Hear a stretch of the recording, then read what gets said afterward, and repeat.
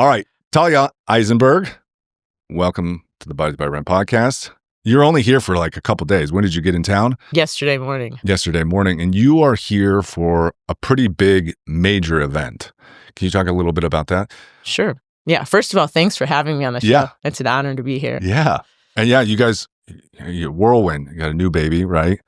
You just made it over here. You had this little time slot. So I'm very grateful you decided to take a chance on coming and speaking with me. So I really appreciate it. And you're speaking at the Capitol today later. So best of luck with that as well. Thank you. Yeah. Yeah, we're here speaking to legislators because there is a bill that will be voted on in the next few months. It's a $50 million bill that would go to Ibogaine research for Texans who struggle with PTSD, chemical dependency issues. And of course, these lawmakers need to better understand what Ibogaine is. So we have a bunch of our veterans from our veterans cohort, Ibogaine cohort, who have come for PTSD and TBI speaking at the Capitol. And I'll be there as well talking to different legislators. So that's what's happening. And we're here to educate and inspire. How does that feel? So you're a former heroin addict. How long ago was that? That was almost 15 years ago, more than 15 years ago now. Would you ever imagine if yourself floated down from the heavens or wherever, another dimension, and you're in the middle of that couple year span of being addicted and it was like, hey, guess what? You're going to be speaking at the Capitol, talking about a medicine that can potentially heal millions of people from this opioid addiction. To be honest, yes, because I was blessed. To just make a long story short, I think a lot of us growing up feel anxious, uncomfortable, wondering what we're doing here on the planet. And I always had this core anxiety. And I did well. And on the outside, everything looked good. I'm living in New York City. I'm 19 years old. I started a little art gallery. I'm in college. But still have this core sense of unworthiness and confusion in the world. And I don't think I had the proper guidance from my parents to really help me find my potential and hone it. And when I went to a routine dental appointment and had a molar removed, it was at the time where prescriptions for opiates were being given out like candy. I felt that opiate and I loved it. And I thought, I want to do this the rest of my life. I feel calm. I feel home. And I wasn't, a junkie living on the street, although, not putting them down, but I looked to outward society like I was functioning somewhat. So I did struggle for a year or two and went to some of the best rehabs in the country, the fanciest ones, and it didn't really help me. It maybe helped me stay away from my drug of choice for a bit, but it didn't solve that spiritual void that I felt at my core, and it didn't help me with the neurological reset, which when I did Ibogaine, to feel the release of and no desire, the obsession, the cravings, and no physical or very little physical withdrawals, I had this remembering, to answer your question, this remembering that I came here on earth to become addicted, experience what it's like to be in a mental prison of always needing something, looking for something, not being able to think about anything else, so that I could find Ibogaine and help be a bridge and help educate people and bring it here one day so that more people could reach it and find peace, whether they have, PTSD, severe childhood trauma, whether it's addiction or TBIs or other issues. So there was some element of me knowing that I was going to stay alive and discover some solution that could help a lot of people. That's profound. And now you're here. I'm grateful to be here. Yeah. Yeah, me too. And from what I understand, how Ibogaine, like when you come off opioids, it takes up to 18 months to completely reset the dopamine and like serotonin pathways or system.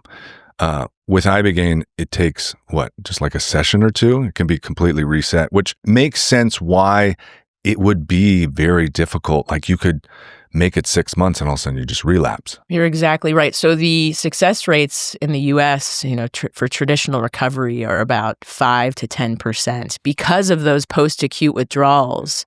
And you have, it's a crisis. It's the number one killer now under 40. It's 200 people a day, a 747 airplane a day of people overdosing. And it partially, like as you said, it is so hard. It takes, more than a year, 18 months to get through the post-acute withdrawals, which is one of the great blessings with Ibogaine, right? You get this total reset, you feel good, you both on a neurological level and psychological level, you work through a lot of the underlying core issues. You can find your purpose, you can see that you're not a piece of shit like you've been told or come to believe. And at the same time, you're resetting your serotonin, your dopamine, your NMDA receptor, your opiate receptor, and finding peace with, I think, that voice in your head sometimes.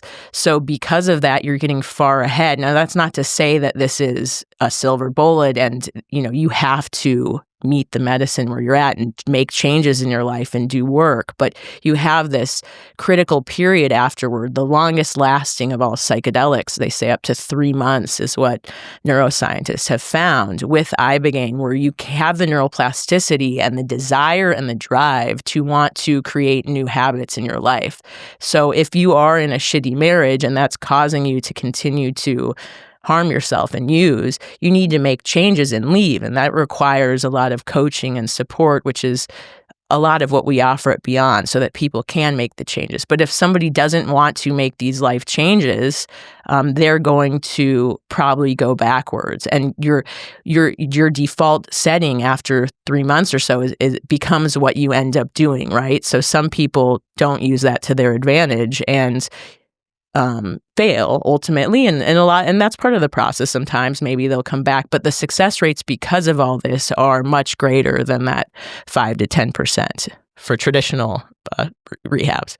And I feel like that's an important point is if you're going to go do this healing, that you need to have a strong desire from yourself. You shouldn't be pressured by other people, because ultimately, if you don't have that will, the spirit to want to, I don't think it's going to be successful. Might be a fun experience. You might feel pretty good probably for a while or whatnot, but like you said, it's probably going to go back. What I really like about your center is, I've done different plant medicine retreats or ceremonies, and they've had elements that are great when it comes to integration and support. But what you're doing, I think, is the next level. And I think that's probably why you're one of the people speaking at the Capitol, because you really developed something I think that can be modeled after, to blend Western and this ancient medicine together to bring it into the future, right? And really taking care of someone before, during, and after. Because I would see, for myself, I would be okay, but I would see people who wouldn't get support after, right? Or shouldn't actually be there. And you could see it throw their lives out of a loop, like doing ayahuasca, that you're like, I can clearly see this person really probably isn't ready, and then no support afterwards. And that, I think, more like the medicine is the thing that opens everything. But then it's the support, the therapy, and the integration done well that makes the lasting change. It's key. The integration is key. It's not worth even doing. As you said, it could make things even worse if you don't have the integration support. And first, as you said, the willingness. We look for willingness with all our clients because we're busy, we're full. Actually, I'd love people to have the seat who want to do it, not people that don't, who are coming because their mother or their spouse really wants them to. Yeah, that's going to be probably a challenging experience for everybody. So talk to me about how you got introduced to it, and then walk me kind of through your experience taking Ibogaine. Sure. Or you took Iboga. Was that Ibogaine? You took Ibogaine? Ibogaine. I've only started working with Iboga now, recently. 15 years later, because I have such reverence for Iboga. Yeah.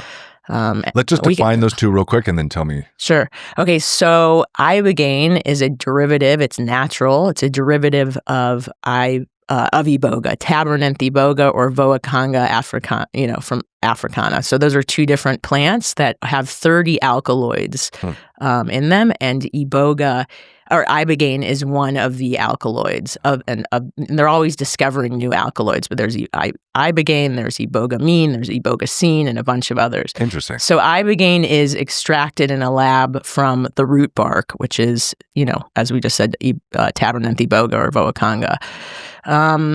Iboga is used in a ceremonial setting and has been for thousands of years in Central West Africa and, in places like Gabon and other places. And it's used in a spiritual rite of passage for initiations. It's used tribally. It's a big part of the culture there. And it is a spiritual technology. Only in the last 30 or 40 years, when Ibogaine was discovered in the West, has it become popular. Primarily, it was discovered by a man named Howard Lotsof in the 80s.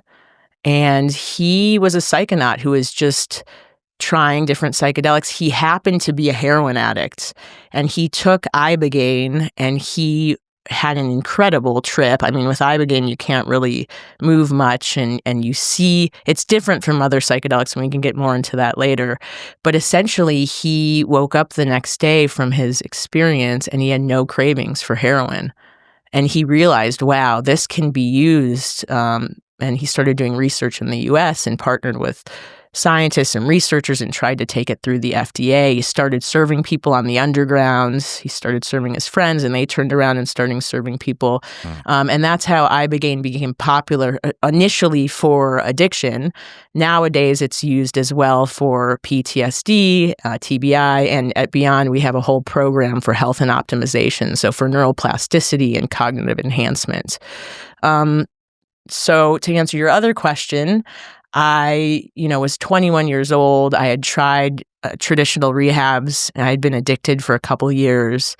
And a dear friend of mine who I used to party with in New York City, I ran into him. He looked great. He had a new family. He had a new company.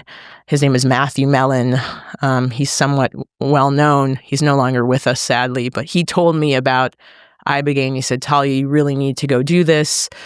And I, was in this addictive loop, and I found a place in Mexico, not a center, didn't have coaches, therapists, doctors. This is a medicine you really want to use in a safe setting because there's a cardiac risk.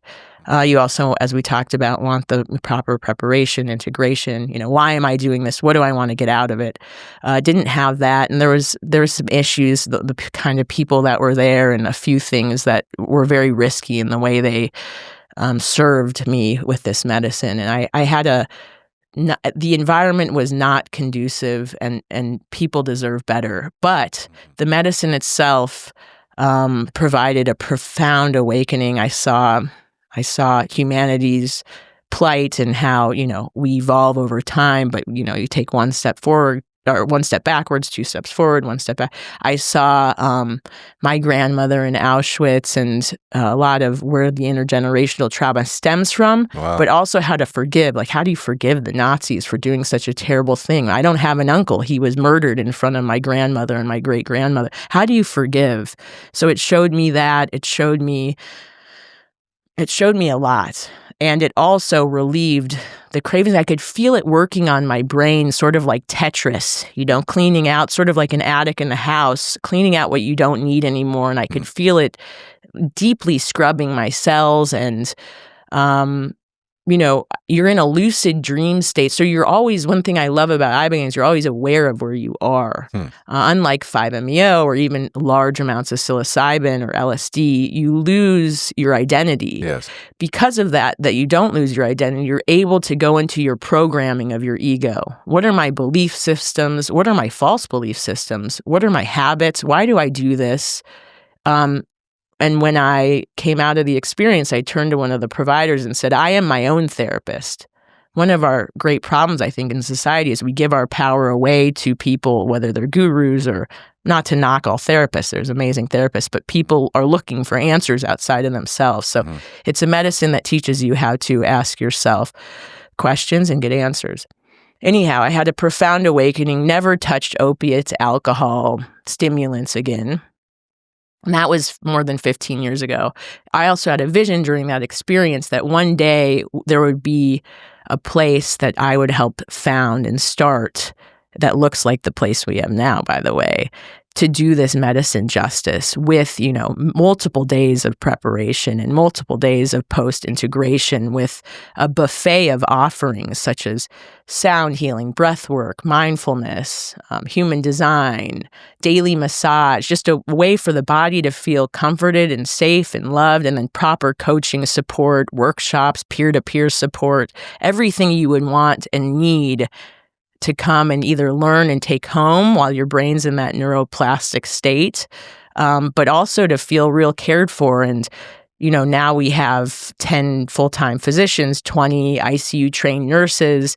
I mean, there's labs on site. We're taking people's blood. We're doing EKGs. People have an IV in the whole time with electrolytes running. It's That's amazing. It's a clinical setting with plant medicine, with psychedelics, and then of course all kinds of other modalities that you would want to heal your nervous system.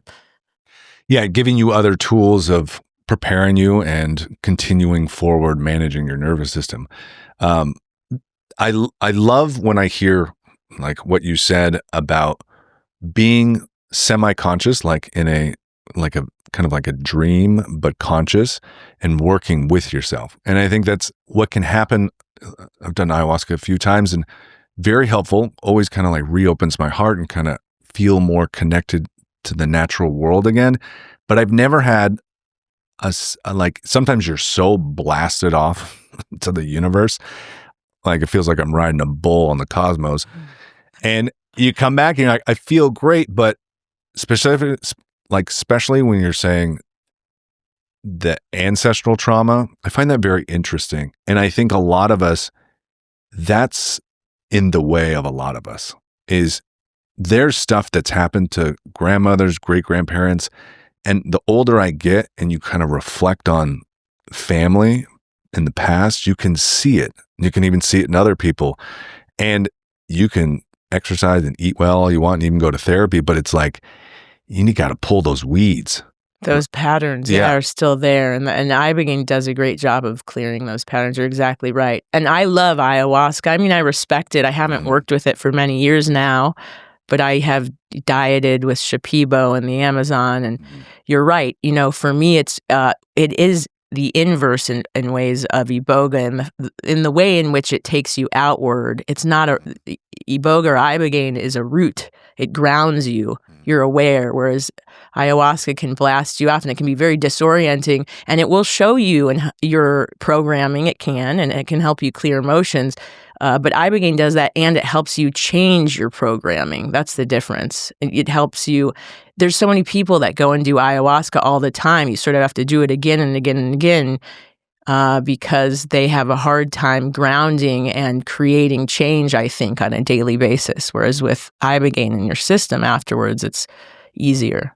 Yeah, I definitely agree. Can you share like one or two stories of someone who's come through your program, maybe like a female, 40s, family, kids, and where she was before she showed up and how her experience was during and then after? Yeah, I mean, there's been a lot of stories now. I mean, you probably have, we could spend 10 hours, but thousands of people. Well, we get all different types of speaking to women. We say we work with soccer moms to CEOs, and sometimes they're both, right? So I guess there's a demographic of women who are high functioning. They do everything for their families. They show up. They might have their own business, or they might work during the day, or they might be stay at home. But at night, they drink wine, 2 or 3 glasses, and it's become a pattern. And they feel somewhat lost related to their purpose. Their whole life maybe has become their family and their job. And so, there's women that come through who that has been interrupted, and they have found a reason or a purpose for being, and they go on to create new businesses in the world, and they have lots of energy afterwards, and just more creativity, more passion. There's been, a number of clients who come to Beond, and they meet each other, and they go off and start small companies together. Or that's one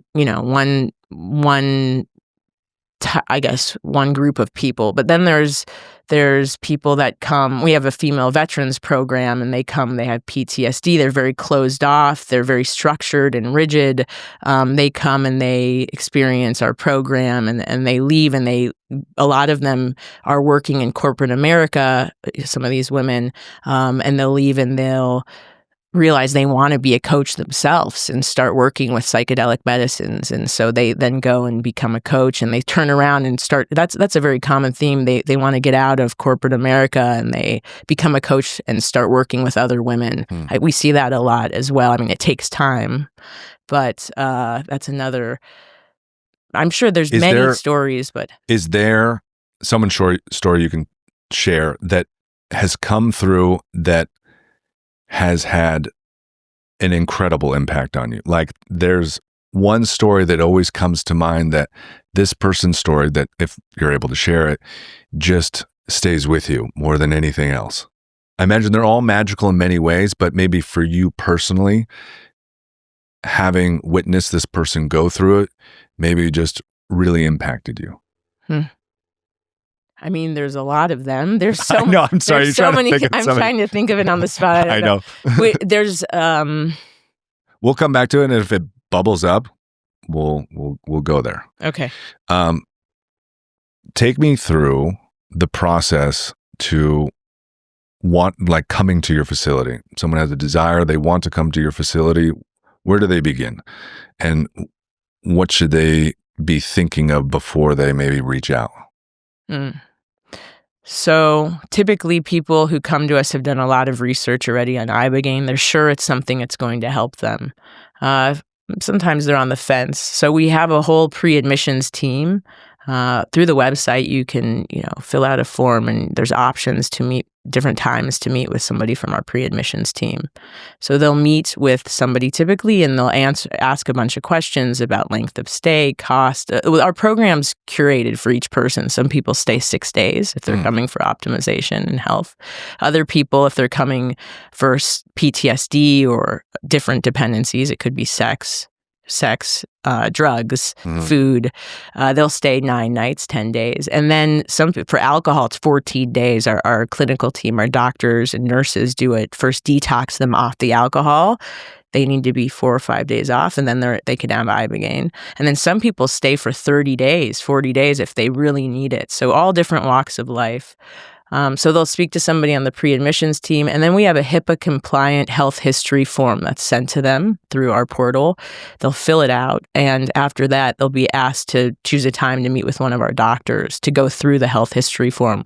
And then either they're approved or not. If you're on SSRIs, or if you have a history of psychosis, SSRIs, you can come, but you need to taper off working with your doctor or one of our physicians. Of course, psychosis, or a history of heart challenges, cardiac issues, blood clots, they'll be denied. So that's a very important part of the process, weeks before you even come. Once approved, then our team will hand match each person with a coach. We have 8 to 10 coaches now. Each has used Ibogaine themselves to change their life. So depending on why you're coming, you'll start working with a coach virtually before you come, and you'll have 2 sessions before and 2 sessions after. That's always included, and you'll continue working with the same coach when you leave. Then we have an app with a bunch of preparation materials. What do you eat before you come to get in the best state? We have a workbook before you come with a bunch of prompts. Why am I coming? What do I want to get out of this? How do I make the most of this? Have I cleared my house from drugs or alcohol so when I come home, I don't have that there? It's not tempting. Does my family know why I'm doing this and how important it is? How can we help prepare family or friends? So just helping prepare people even before they set foot at Beond. And then, they fly into Cancun. We have a really nice, black card transportation service that picks them up at the airport. They come right to Beond. They walk in. They feel loved, seen, greeted. They immediately have lab work done to check liver enzymes, look at also various other factors with our medical team, and then start engaging in workshops and relaxing themselves and preparing mentally for this experience. Typically on day 3 is the Ibogaine experience. So that's the process essentially. And you were mentioning like there's cold plunges, massage, even workouts. Oh yes, this is everything that I would have wanted when I did Ibogaine 15 years ago and have spent the last 15 years of my life. I've tried everything. I try everything. I've bootstrapped myself essentially to a state of health and well-being and joy. So all of these tools are things that have worked for me, whether it's, we even have stem cells as an option if people want it. Wow. Yeah, and peptides and, well, working out for me has been key. I have to work out probably 6 days a week for an hour, 45 minutes to an hour, just to feel great. Diet, very important. We have sound healing. We have human design. We do gene keys now.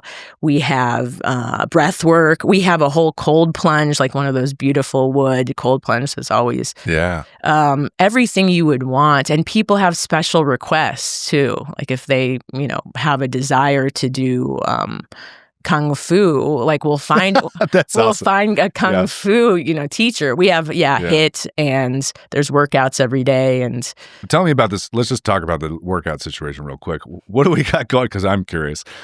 It's mostly high interval training. Well, we have yoga, of course, and then we have a whole space with weights, and if people want to work out on their own, they can. We have a treadmill, and nice. Because that helps a lot before and after. It does, yeah. Yes. I mean, it's such a key part. Also, you don't want to go on a retreat and you're like, oh man, I'm not doing the stuff that makes me feel good, and then you get out of consistency.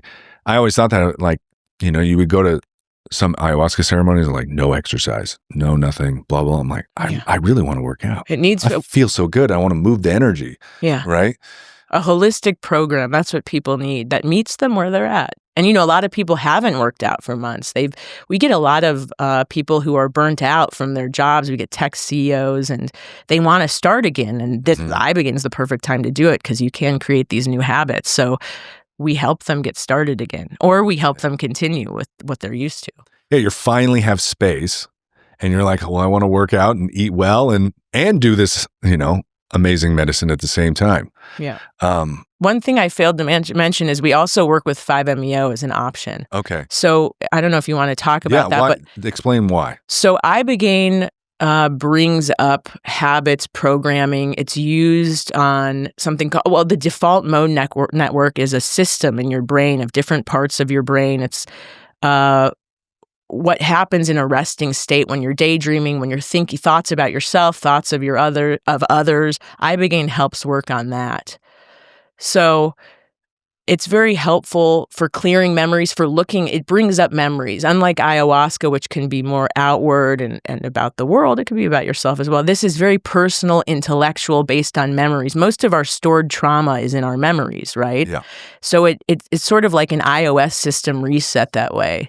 And you can see why you do what you do, and you can see also challenges in your programming and bugs in your programming. And so, and as we talked about, it doesn't, your identity's intact the whole time. You're aware of where you are. I'm Talia. I'm in, this room in Mexico with these people that I trust doing Ibogaine. You're aware. No ego death. No ego death, exactly. So, a colleague of ours found Dr. Martin Polanco. He started Mission Within, and which is a vets organization working with vets who have PTSD.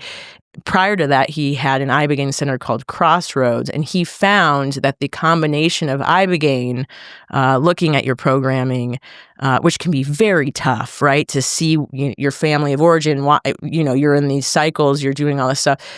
You don't always have a God experience on it, or whatever you want to call it, love or nature or higher self experience. But by pairing Ibogaine with 5-MeO, and 5-MeO brings you right to the creator or creation or oneness, white light experience. So Ibogaine can bring everything up, and 5-MeO reminds you why you're here and gives you hope. And a connection with something much bigger. So sometimes we pair them together. It's very customized, if somebody's ready or if they want it, or our clinical team has to approve. Days later, not right away. So there's time for integration after Ibogaine. They use 5-MeO, and we have that option on site as well as a tool. These are all just different tools, whether it's diet, working out, cold plunge, Ibogaine, 5-MeO. these are different tools to work through and to heal so you could be in joy. Really, that's what it's about. And so you can live your purpose here. It's not about getting off drugs or not being depressed. So many people come thinking that they're the problem. I am an addict, or I am depressed, or I am anxiety. They identify with their sickness and they become the family problem. No, it's about helping people remember or find again or refine their purpose. And each individual person, this is what I've seen now with thousands of people, has their reason for being here. And many of them are lost and don't remember, or they know but they can't start and don't know where to start on the path to live this. And so that's really the goal, is helping each person find that. And these are tools to do so. And I think in our modern society, that is one of the main things missing, that older cultures, tribes, and people had, where there was these medicines and these rituals where you would go when these things inevitably show up in life, from deaths to traumas to seeking new visions, and you had them part of the culture, where we don't have that anymore. And I think that's why we have such challenges, because we've lost that connection to our higher selves and that higher being that's supposed to be part of our culture. We don't have a community to go sit in ritual and reflect and pause. People go on vacation, Mexico, for a week by themselves, or like kids, and they're at a resort and they eat a bunch of food, maybe drink a bunch of alcohol, or maybe they work out. But do you really have time to go inward? And we can't just do it all ourselves, I think that I want to give you a hug right now. I think that is exactly right. Like, we've lost our way. I'm just out of an Iboga initiation last week, and I was in Brazil yesterday. Yeah, wow. But the most beautiful thing was that they talked about in Gabon, it's a communal problem, a community problem when somebody is feeling off mentally. It's not the individual's problem, and they embrace that person, and then they go into initiation, into ceremony, and they work it out as a group.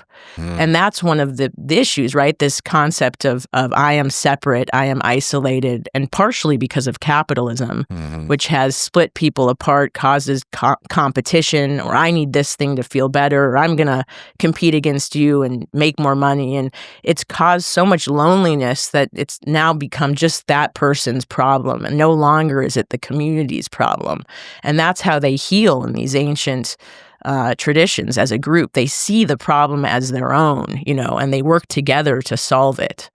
I think of my mother, where she had a lot of challenges, probably from her parents, but then also the way she grew up. And then a couple traumas, like hard experiences, hit her, and she could never come back out of that hole. And how little me and my sister, or even my dad, knew even what to do several years ago, and how sad it is, because it's not her fault, it's not our fault, but it's like, you have a problem, figure it out and come back, right? And that's kind of how our society is. Go to the therapist, get the prescription, go do this thing. And a lot of times, ceremonies, the thing that's been most impactful is just being with other people and sharing, right? And then finally opening up enough to share with other people and be held. We don't really have that in our society, which is kind of what we were talking about before. Right. It's not baked into our society. No. And that's why it's very exciting with you being here and talking at the Capitol. And I was thinking about this too, is I really want to get your thoughts on what you think will happen if this bill's passed, and what your hope is for the vision of the future, with it coming into hopefully the U.S. and being legal. Thinking about it, especially military men, women, PTSD, that have seen the horrors of war, it would be interesting that the more these individuals heal, the more they probably would be the greatest leaders of peace, because they not only are open and connected to God and themselves, but they've been to hell. They're some of the best to work with, because, well, they're also programmed to follow direction and structure. So imagine once they have a heart opening And they call it Beond. They're like, they leave messages for veterans that come in the future, like, do all the hippie shit. Because when they first come, that they're would be like, a great T-shirt or hat. Yeah, when they first come, they're like, what is going on? Breath work and like, mindfulness. But after they have the Ibogaine experience in them, they are gung-ho. So yeah, and many of these people, of course, they've watched their friends die. They've had to kill people themselves. I mean, it is horrific. And they come home, they're suicidal. That's what the Nolan Williams Stanford study, if anybody wants, maybe you can put it as a link. Okay. It came out last year, looked at 30 Navy SEALs who used Ibogaine and found 3 months later that the suicide scores, anxiety, depression, TBIs, all down by like 85 to 89% 3 months later. Wow. So that is huge. I'm very excited. So tell me, why is this bill that you're speaking on important? It's important because it's really the first state that is out of many that has the funding, opiate abatement funding, and is willing to do more research, right? Because in the early 70s and 80s, all these psychedelics were made illegal without understanding that some are medicinal. Ibogaine is not a party drug. But no. so the problem is people need to fly to Mexico for care, and most people don't have the funds to be able to afford it. It's expensive, and we have high costs with our team. So it's exciting because this would unlock those dollars for research, and ideally we could help share our protocols, do more research, and open it up here and access more funds here and in other states to bring this to the people that most need it. Because right now, so these lawmakers and policymakers are very open. We're walking around the Capitol talking to them. They see the problem. They see that many of their, many of the people that they serve in modern day society are suffering. They're suicidal. Children as well. But like their children, their family, I'm sure everybody's been touched in some way. Most of them all have family members who have been either, addicted to alcohol or opiates, or have severe PTSD, and they see that it's pretty abysmal, the solutions that are out there. So when they hear the story, for example, now we have 10 veterans from Beond who've been through our no-fee program for veterans, talking to them about how it's changed their lives, or even me sharing my story, they're hopeful and open to it. And you have, former Governor Perry who's leading it all and saying, this is something that really works. I've seen now hundreds of veterans who have been saved by this. So it's a very exciting, hopeful time with our current government on a federal level as well. You have Bobby Kennedy, who's very open, whose son was saved by plant medicines after his wife's, suicide. Who's open to Ibogaine as well. So he was an addict as well, wasn't he? He was a heroin addict as well in his 20s while at law school, and he got sober through AA, but he is a big fan of these plant medicines. So I think when used responsibly in a safe setting, and not to legalize Ibogaine, but to medicalize, and for the government to fund people's healing, it's a very special time. Is Texas the first state open to this? That's a great question. Kentucky was the first. Okay. And I spoke at a hearing there, but in the end, it was shot down for political reasons. You had, the powers that be are in bed with drug makers and Suboxone and didn't want to see this happen ultimately. So we've learned from that Kentucky phase, and now here in Texas, it's a bit different, more open.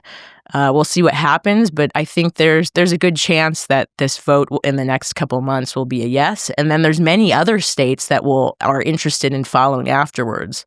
You have Ohio, you have New Mexico, we're doing research with the University of Washington right now. We have a big opiate abatement or opiates research study that's taking place.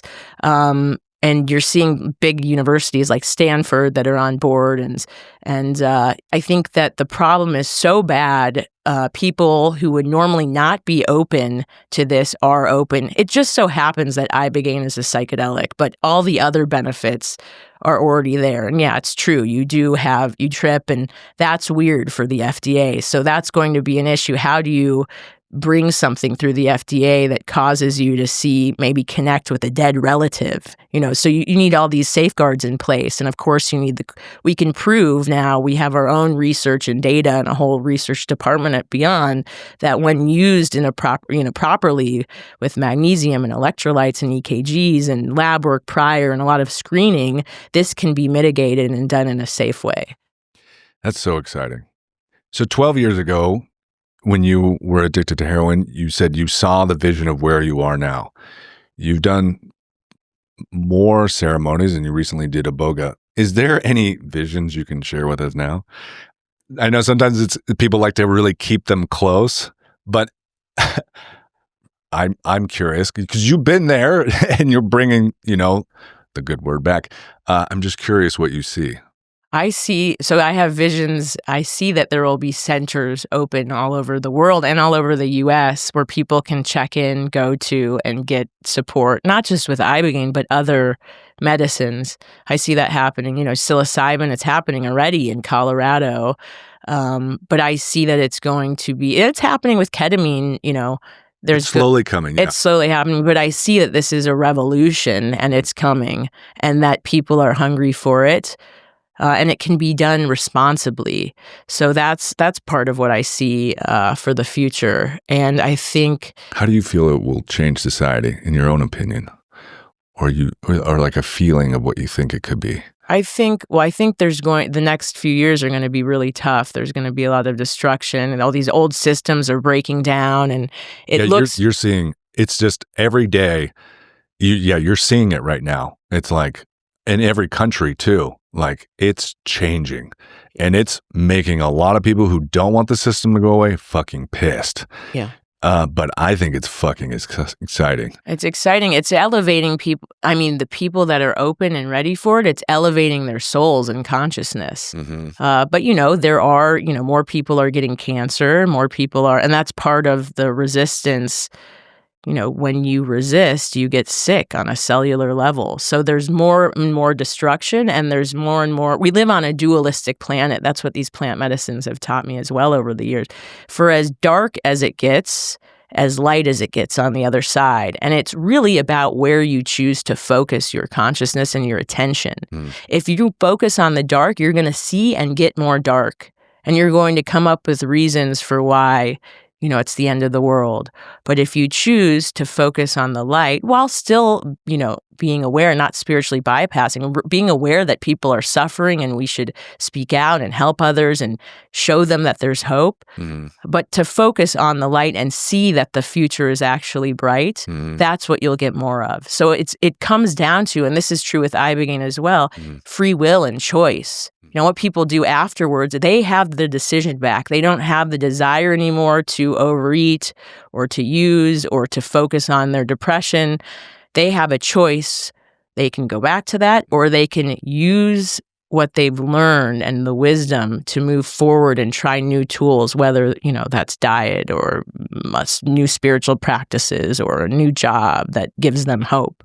So it comes down to free will and choice as well. This is why it's very exciting, because one of my favorite shows to watch is Intervention. You ever watch that show? I don't watch much TV, but that one I loved watching because what's the strategy here with this person? Yeah. How are they going to get him to get better? But I also love the story, and I would try to put myself, and I'd be like, if I went through what that person went through, for sure I would be addicted to that, and that. It just I would like to watch it because I like to put myself in that. We all can fall to addictions, but also we all can need help outside of ourselves. And sometimes, no matter what, you can just get hit with a bunch of fucked up shit and it just takes you down and you can't get out of that dark place. Like you can't, like you're saying, you only see the darkness. You can't, like someone could be listening to this right now and they're like, I want to see the light. I just can't. And you can get battered so much by just life that it throws you off. And having a place like you have can help them pull them out. And that's why it's so important, I think. Thank you. I just thought of the story. Yes, I knew it. Yeah, there we You go. helped spark that. Yeah. So there's a woman, she wouldn't mind me sharing it either, but I mean, this is a really horrific case, as you were just saying, like she was knocked down, but there wasn't a choice. Her husband, they had a great marriage, she's older, maybe in her late 50s, early 60s, great marriage, but suddenly one day her husband went crazy and killed her parents in front of her and killed her dog. They're like a normal family, he was hardworking, she was hardworking, they're from the South. He murdered her family and her dog right in front of her. Can you imagine? No, I can't. So the next day she goes to a drug dealer. I don't think she had a drug problem before this. And she starts taking fentanyl because she didn't know how to cope. Yeah, I mean, yeah. I can relate. I said I would have probably done the same thing. Well, you're either like, I'm either exiting or I numb this somehow. There's one or the other. I don't know what else. Right. So she was on fentanyl for about a year until she found Beond, and she said, I really need to stop this fentanyl and process this pain underneath, or I'm going to die. She kept overdosing, and she's like a normal, middle-class woman with, I think, grandchildren, and, and she's doing fentanyl secretly, the pills, the blues or whatever. So she comes to Beond. She has a huge transformation, finds a connection with something bigger. I think she works as an insurance company or something. She's still functioning and stuff, but she goes back to work. She goes back home. She quits her job eventually. And now she's been to Beond. People come back a year or two later for completely different purposes. They come through the health and optimization program. She came back to figure out her purpose. Mm-hmm. But can you imagine? She's doing great. Now women that leave Beond, they come and stay with her on her ranch and she mentors them, and she's become a coach now.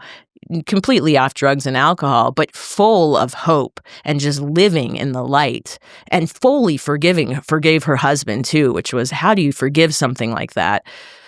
So like she's become an oasis of hope for these women who have, single moms who can't go back home because their former partner is abusive, and this, like, moving in with this woman, and she's taking care of them, and has completely transformed her life, and is now helping with the cause for Ibogaine in America. Wow, thank you for sharing that. I think that's another good point you brought up, and I think that's one thing we really need to have in this country and around the world is I see more and more, at least that's being propagated on social media, less understanding, less forgiveness, and more, I'm on this side, you're on this side. And it's just building this like anger.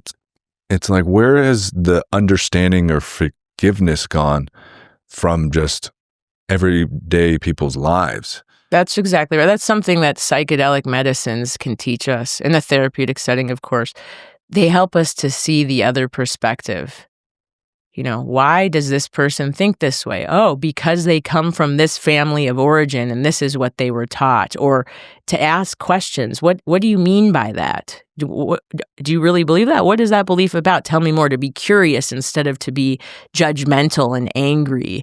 So I think that's a very powerful statement. Yes. Why there's such division without seeking to understand.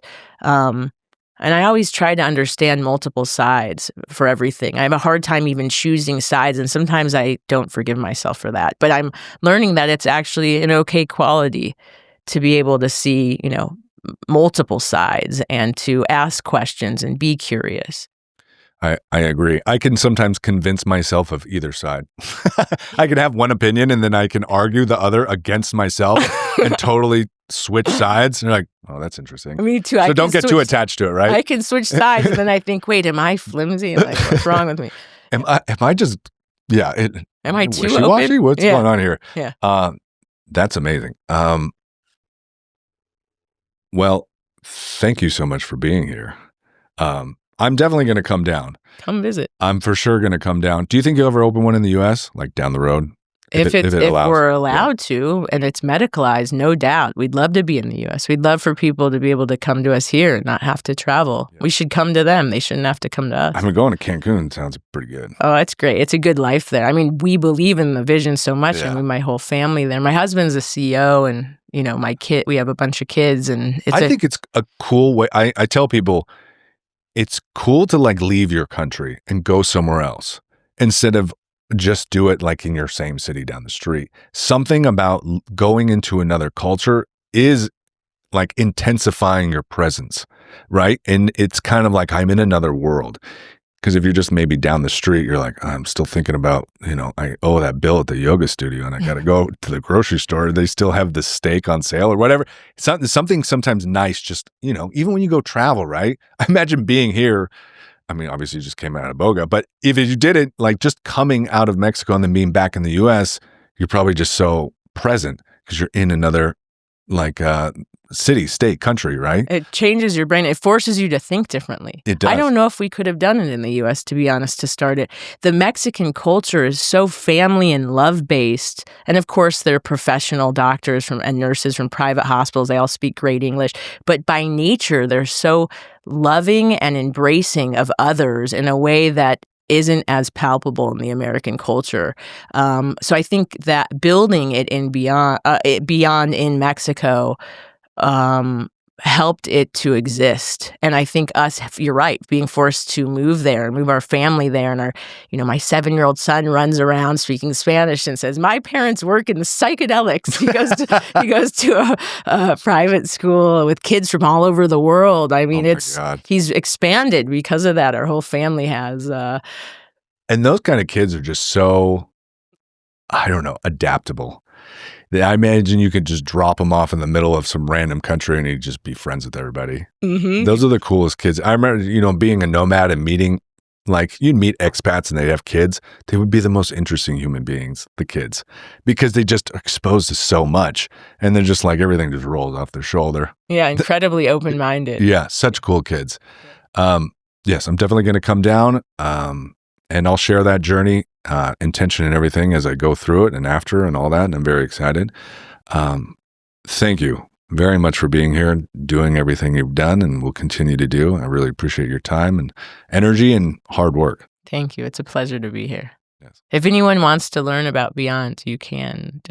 Well, where can they connect with you? Where can they connect with We the have center? a strong Instagram presence and TikTok, beond.us, beond.us. What is beyond us? What is beyond the 3D reality? What is beyond your wildest dreams? But know why. And then we have a website, www.beond.us, and you can speak to somebody on pre-admissions. You can even go through the medical approval process. It's free to see if you're a candidate or if you're interested to learn more. And that's how you find us. Thank you. Yeah, thank you.